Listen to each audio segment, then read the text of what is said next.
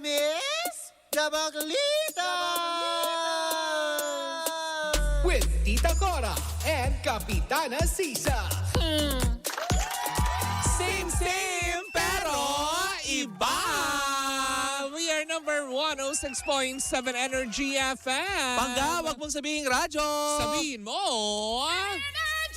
Yan! At syempre sa lahat pa din po ng mga patuloy na nakikinig sa kanilang mga radyo sa mga panig ng Metro and Mega Manila. Isang magandang umaga pa rin po sa inyong lahat. Ako po si Kapitana Sisa. At ako naman po, ang yung Tita Cora. At ito pa rin ang Baklita sa Woo Woo Woo! At syempre bago ang lahat, gusto kong batiin ng congratulations ang lahat ng mga board exam passers ngayong 2024. Lalong-lalo na yung mga bagong civil engineer. Congratulations po sa Nawa lahat. ang inyong pagtatapos ay hindi pagdadagdag ng mga Pilipinong walang trabaho. At wag niyo naman po munang iwan ang bansang Pilipinas. Oo, lalo ng inyong mga pamilya at mag-decide na magsipag-asawa dahil kung makalalabas lang kami sa radyo, tinampal namin. Pagkatapos silang Graduate lang no? Pagkakuha lang ng licensure exam ng mga mga lisensya nila. Mag-asawa na ako, Nay. Uy. Kagawa na po ako ng pangarap. Ay, nako, sana ganun kadali. Oo nga. Diba? May mga hugot ang mga Oo akla. Ay, pero pamigay muna tayo ng papremyo, Correct, Mare. hindi ba? Kaya nga naman mga pangga, eto na ang hudyat kung saan pwede kang manalo ng 300 pesos dahil oras na para sa ating Pangga Bingo Plus Panalo! Pangga Bingo Plus Panalo! Ay. O, diba? At syempre, ang ating Pangga Bingo Plus Panalo ay hatid pa rin sa atin ng Bingo Plus! Sa Bingo sa Saya Plus sa Panalo! Kaya nga naman, itatok na natin ang camera para sa mahiwagang bola. Diba? Talagang Ayan kinanaw-kanaw mo na. Inikot-ikot lang. Ikot-ikot lang. Talagang kanaw kung kanaw. Papakantabayanin nyo lang po dahil mamaya po sa programa ni Kuya Chico malalaman nyo kung sakaling matapat sa programa ng Baklitas. Ang kanyang pahuhulaan, kailangan mahulaan nyo ang numerong Sige, kawin mo ang bola gamit ang iyong mahabang daliri. Bola. Ikaw pala si Madam Bola. Eto na. Ang mahiwaga at lucky Bingo Plus number para sa programa ng Baklitas ay... Eto na. Ikutin na natin. Himasin mo ang bola. Eto na. Ay! 39. 39 po, 39, number 39 para sa programang Baklitas. Correct. Ulitin ko lang din yan sa mga nakikinig sa mga radyo, ang numerong napili ng mga bakla ay 39. Kaya kapag natapat ang roleta sa programa ng Baklitas, kailangan yung sambitin yan na ang numero ay 39. Sa mga nanonood via online, tandaan po ninyo sa aming Facebook Live, 39 po ang numerong lumabas sa Baklitas. Yan, para kayo ay magkaroon ng chance ang manalo both on air and online ng 300 pesos. Hatid sa atin pa rin yan ng Pangga Bingo Plus Panalo. Hatid sa atin ng Bingo Plus, Bingo sa Saya Plus sa Panalo. Diba? Ang saya ni Bing Bing sa gilid. Go Bing Bing! Go, Bing Bing. Isayaw mo, ihataw mo. Sige pa. Diba? Sige, ayaw mo Kala ko gusto ni Bingbing magstay. Diba? Ay, pero eto na ang chika ko for today's video. Correct. Ano yan? Na for sure ay magugustuhan ng mga nasa Bingo Plus. Bakit tungkol saan yan? Dahil ito'y mari tungkol sa birthday ni Daniel Padilla. At bakit? Kahayupan. Nagpabingo siya? Hindi! Hindi ito tungkol sa kahayupan or what. Ang pinatutungkulan ko, Amare, ay isinelebrate ni Daniel Padilla ang kanyang birthday, Mare. Ang kanyang birthday sa isang shelter ng mga hayop. Nga Diba? Parang ang Nakakatuwa. fun, yan o, diba? Ang fun no na, Yes. alam mo yun, nagkaroon siya ng caring para dun sa mga fur mommies, fur Oo. parents, diba? Actually, Mare, yan yung mga abandoned na hayop, mga pusa at aso na mahigit 100 na mga animals. Ang Oo. kanyang inalayan ng cat food, dog food, at consultation ng mga veterinarian. Ay, talaga? Yes. Ang galing naman. Yan yung isa sa mga paraan ng pagse-celebrate niya ng kanyang birthday na talaga naman, Mare, Na? pinuna na naman ng mga tagahanga Ano na naman? ng kung sino-sino na naman. din. Dahil? Kasi, baka mamaya Oh. sabihin nyo, Oh, ha? ano? Baka Daniel Padilla kasi sila. Hindi. Ay, hindi. Ano, bakit? Eto na ang chika, Mare. Sige. Ang chika ay sinabi nilang damage control daw ang ginagawa ni Daniel Padilla Dahil? sa kanyang pagbe-birthday ng na kasama ang mga hayop. Paano damage control? Kasi nga, di ba may Na-confuse ako dun parang issue kasi, di ba? May Oo. issue pa rin. Hindi Oo. pa rin namamatay yung issue nga Oo. na siya nga ay nag-cheat. Oo. So parang paraan ito para linisin daw ang kanyang pangalan. Diyos ko naman!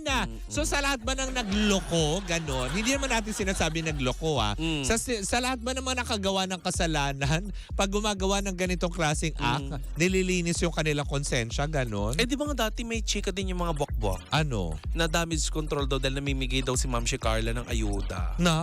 Pagtulong yun, di ba? Yes. Pagtulong naman yun, hindi naman yun yung sabihin, anong kinalaman nun doon sa breakup? That's the Notation. before. Ah. Oo.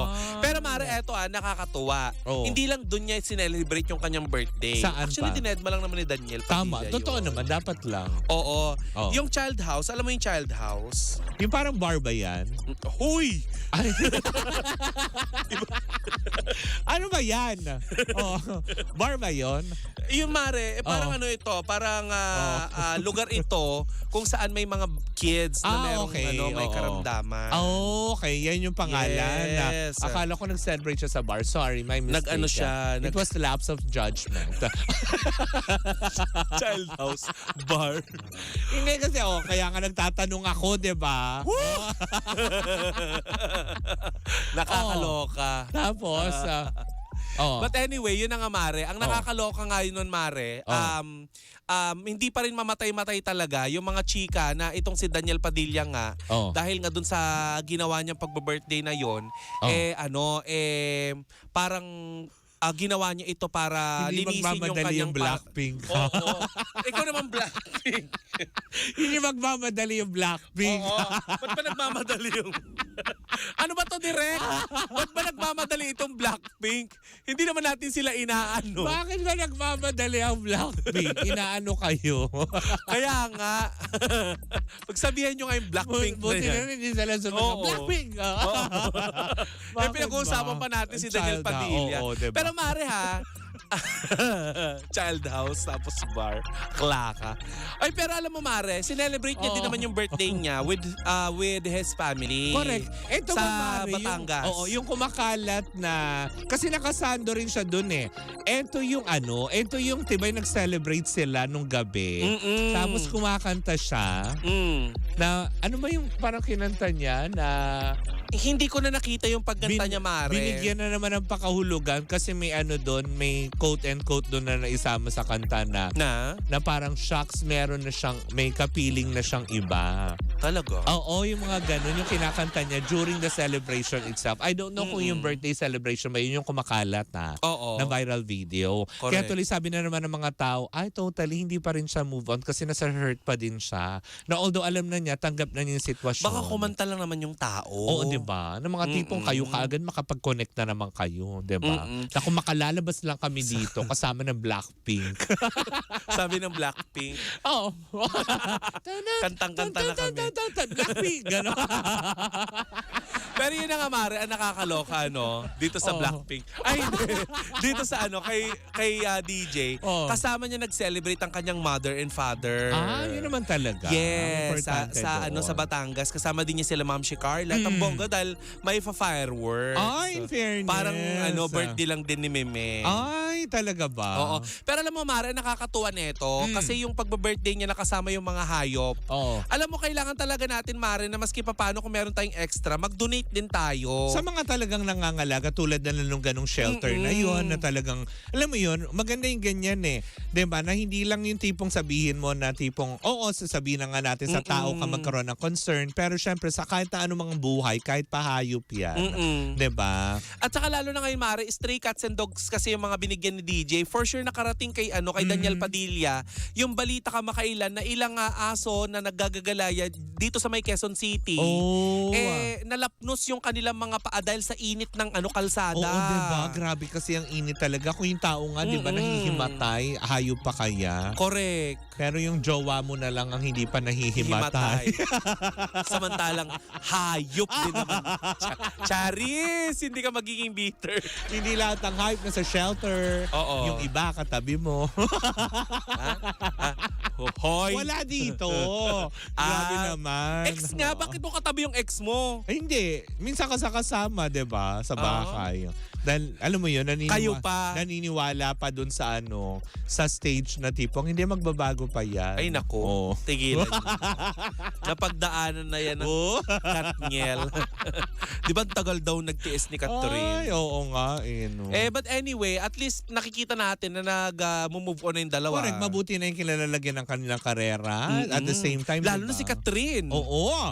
Grabe ang alagwa ngayon, di ba? Ba chika nga nung ng mga Buwak-Buwak Authority na may pinapatayo nga daw na building itong si Catherine sa Alam Nueva ko, Ecija. Parang yata. At saka may mga negosyo din sila. At saka ang alam ko, di ba, Mari, meron nga siyang studio na pinarerentahan. Yun yung nauna niyang itinayo bago daw yung bago daw yung bahay. Oo, 'di ba? Nagnenegosyo na. Ngayon, siyam na palapag na building sa Nueva Ecija daw ang ipinapatayo. Ay, ang taray, 'di ba? At least, alam mo yun, doon napupunta yung kanyang mga pinaghihirapan. Oo. Tsaka nakikita niya. Pag dumating man yung araw na medyo, alam mo, magkaedad siya, alis masasabi niya na may na-achieve siya para sa kanyang pamilya at para sa kanyang sarili. At ang napaka-importante dyan, Mare, hindi yung habang nagsasalita si Catherine, biglang pumapasok yung Blackpink.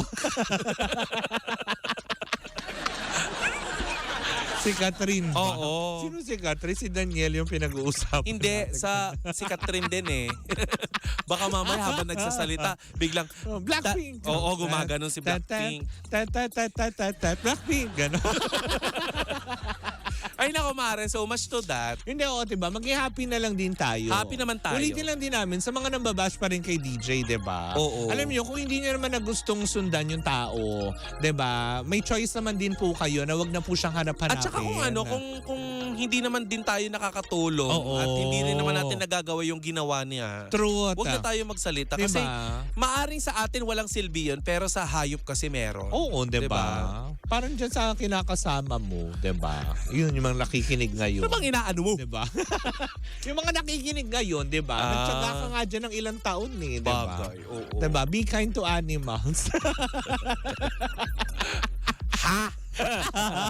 Hindi, pero yun lang, ulitin ko lang din, diba? You have the choice na wag pong, alam mo yun, or pwede nyo namang i-skip, pwedeng pag dumaan sa mga videos nyo, yung mga ni Daniel. Alam mo naman yung iba, opinionated. Wag nyo na masyadong, ang init nga ng panahon, dadagdagan nyo pa, diba? Mag-ingat po tayo ngayong araw na to, sobra daw ang init, ha? Correct. So, lagi lang po tayo dapat may water bottle, sabi ng Blackpink. Blackpink ba kumanta doon sa ice cream, chillin' ice cream? Chillin' na ice cream. Chillin'? Chili ice cream o gano'n. Naku, makibash tayo ng mga Blackpink Warriors. Ano naman?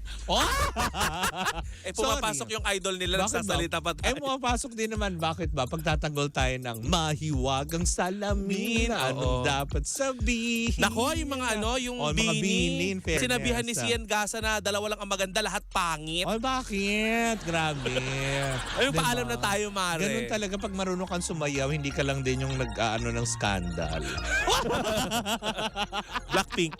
Ay, nako. Anyway, so much to that. At sumayin nyo na naman ang isang edisyon ng Baklita sa Woo Woo Woo! Muli po ako si Kapitana Sisa. At ako naman po yung Tita Cora. And we are still Same, pero iba. tayo pa rin ng number 106.7 Energy FM. Panggawag mong sabihin radyo. Sabihin mo.